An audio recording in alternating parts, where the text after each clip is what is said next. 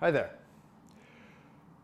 So if you tend to have a lot of tension up in your neck and your shoulders, maybe if you feel like your chest is often closing in, or you maybe have like a lot of pull and tension behind your scapula of your shoulder blades, there's a probability that you're a little bit out of alignment somewhere in that area. And one major or predominant cause of all those things is how you tend to use the arms most often, because our body adapts to whatever we do most often.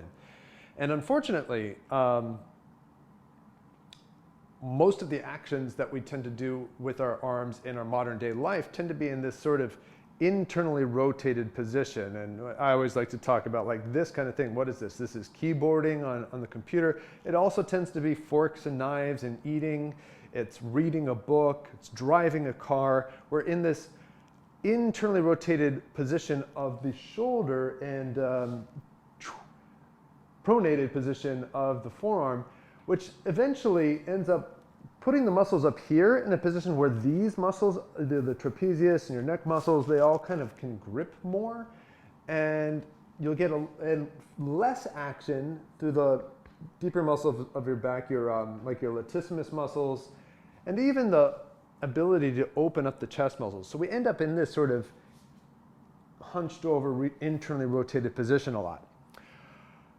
That can be really reflected also, and one of the real habitual things we might do is how we move our arms, or maybe how we even don't move our arms when we walk. So I just wanted to take a look at like arm swing when you're walking. And it's a good indicator of where all the tension is by what directions the arms are going. And what you can notice is if there's something like this going on, some people walk or run like this, for example, that's an indication that as the arm reaches forward, it's rolling that shoulder in because the tension hits here and pulls the shoulder in and will bring that arm across your body. Unfortunately, that can change your walking gait. That can make you start to twist more and just be like, just generally inefficient in your walking.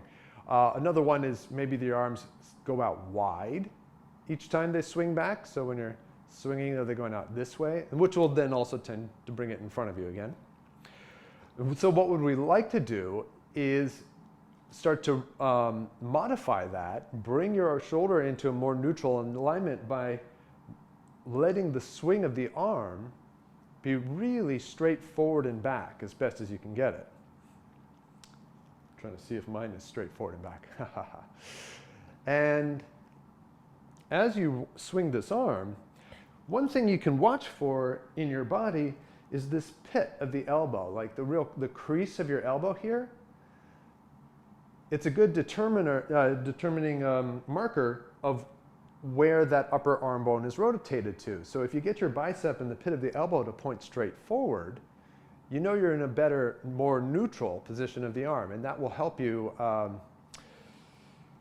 keep these muscles in your shoulder, or loosen up and relax and stretch out the muscles in the trapezius muscles in your neck and maybe even the front of the shoulder. And it can also help you engage a little bit more of those lat muscles and start to stretch the chest as well. So simple thing. Just watch as you walk. If you can get the arms to swing in a real straightforward motion. One more thing that you might take a look at too is how much are you swinging your arms just by bending the elbows. Notice if I do that, I'm not actually moving my upper arm bone or my shoulder joint at all, really. Instead, practice playing with how much can you swing your arm with, it depends on how fast you're walking or if you're running or anything. But generally, think of the arm staying pretty straight and long so that it really has to swing from the shoulder.